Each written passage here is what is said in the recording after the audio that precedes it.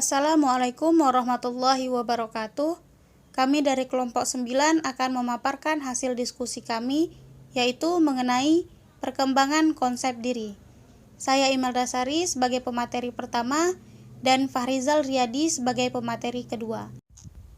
Baiklah, sebagai pemateri pertama saya akan menjelaskan mengenai pengertian konsep diri. Istilah konsep mempunyai arti gambaran mental dari objek, proses yang digunakan oleh akal budi untuk memahami hal-hal lain. Sedangkan istilah diri berarti orang, seseorang terpisah dari yang lain. Sedangkan konsep diri dapat diartikan sebagai gambaran atau penilaian seseorang mengenai dirinya sendiri. Dejali menyatakan, konsep diri merupakan bayangan seseorang tentang keadaan dirinya sendiri pada saat ini, dan bukanlah bayangan ideal dirinya sendiri, sebagaimana yang diharapkan atau yang disukai oleh orang bersangkutan.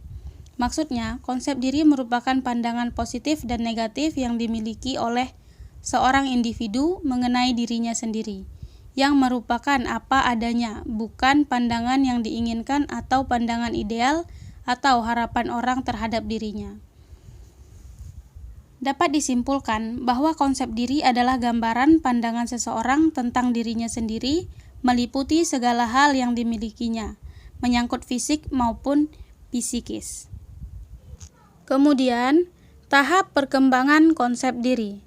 Individu tidak lahir dengan konsep diri, karena konsep diri bukan bawaan. Konsep diri terbentuk seiring dengan perkembangan individu tersebut, dan karena adanya interaksi dengan orang lain di sekitarnya.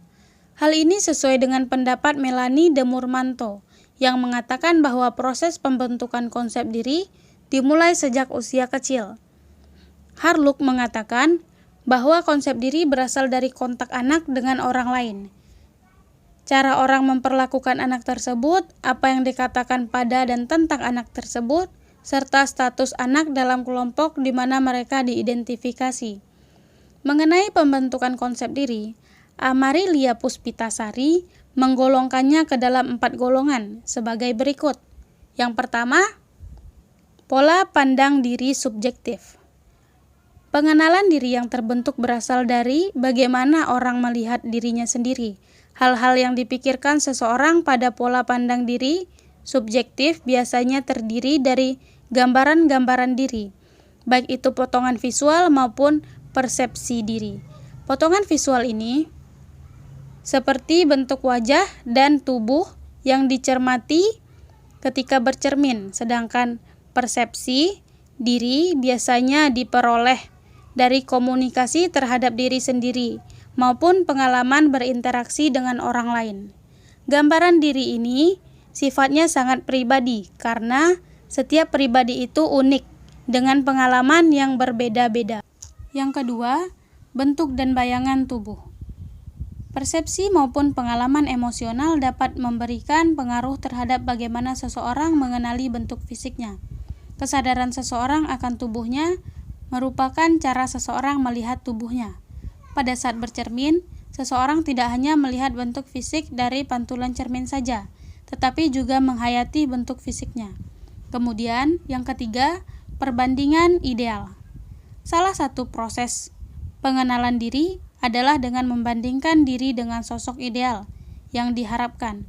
Proses pembentukan diri ideal tersebut mengenai proses pembentukan harapan diri, seperti ingin menjadi lebih cantik, menjadi lebih pandai, dan lain sebagainya. Kemudian yang keempat, pembentukan diri secara sosial. Proses pembentukan diri secara sosial merupakan proses di mana seseorang mencoba memahami persepsi orang lain terhadap dirinya. Penilaian kelompok terhadap seseorang akan membentuk konsep diri pada orang tersebut. Penilaian sekelompok orang inilah yang merupakan proses labelisasi terhadap karakteristik konsep diri seseorang. Adapun bagian C, faktor-faktor yang mempengaruhi perkembangan konsep diri. Konsep diri menurut Vance dipengaruhi oleh beberapa faktor. Pertama, pengalaman, terutama pengalaman interpersonal yang memunculkan perasaan positif dan berharga. Kedua, kompetensi dalam area yang dihargai oleh individu dan orang lain. 3. Aktualisasi diri, implementasi, dan realisasi diri potensi yang sebenarnya. Menurut Coppersmith, ada 4 faktor yang berperan dalam pembentukan konsep diri, yaitu: pertama, faktor kemampuan. Setiap orang mempunyai potensi, oleh sebab itu seseorang harus diberikan peluang agar dapat melakukan sesuatu.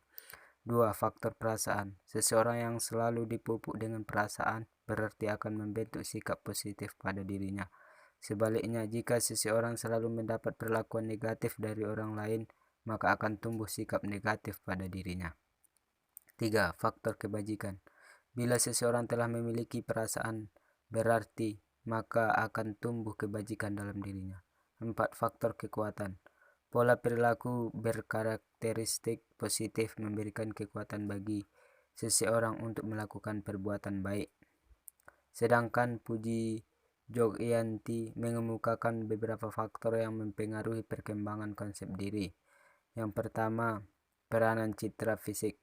Tanggapan mengenai keadaan fisik seseorang biasanya didasari oleh adanya keadaan fisik yang dianggap ideal oleh orang tersebut atau pandangan masyarakat umum.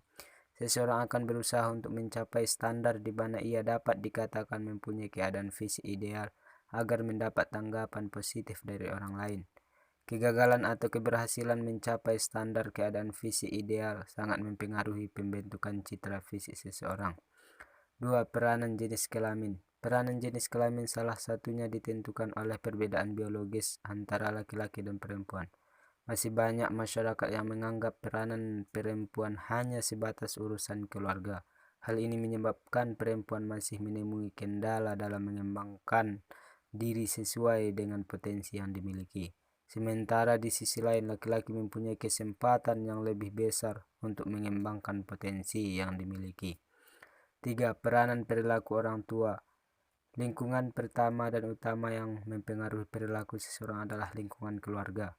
Dengan kata lain, keluarga merupakan tempat pertama dalam pembentukan konsep diri seseorang. Salah satu hal yang terkait dengan peranan orang tua dalam pembentukan konsep diri anak adalah cara orang tua dalam memenuhi kebutuhan fisik dan psikologis anak. 4. Peranan faktor sosial. Interaksi seseorang dengan orang lain dan lingkungan sekitarnya merupakan salah satu hal yang membentuk konsep diri orang tersebut. Struktur peran dan status sosial seseorang menjadi landasan bagi orang lain dalam memandang orang tersebut. Adapun bagian D, implikasi perkembangan konsep diri dalam pembelajaran. Peserta didik mengalami masalah di sekolah pada umumnya menunjukkan tingkat konsep diri yang rendah.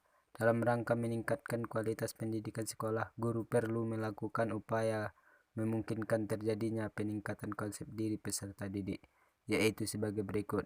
Yang pertama, membuat siswa merasa mendapat dukungan dari guru. Dukungan ini dapat ditunjukkan dalam dukungan emosional, dukungan penghargaan, dan dorongan untuk maju atau persetujuan dengan gagasan atau perasaan siswa. 2. Membuat siswa merasa bertanggung jawab, memberi kesempatan kepada siswa untuk membuat keputusan sendiri atas perilakunya dapat diartikan sebagai upaya guru untuk memberi tanggung jawab kepada siswa. 3. Membuat siswa merasa mampu, menunjukkan sikap dan pandangan yang positif terhadap kemampuan yang dimiliki siswa. 4. Mengarahkan siswa untuk mencapai tujuan yang realistis, yakni tujuan yang sesuai dengan kemampuan yang dimilikinya. 5. Membantu siswa menilai diri mereka secara realistis dengan membandingkan prestasi siswa pada masa lampau dan prestasi siswa saat ini. 6. Mendorong siswa agar bangga dengan dirinya secara realistis, memberikan dorongan kepada siswa agar bangga dengan prestasi yang telah dicapainya.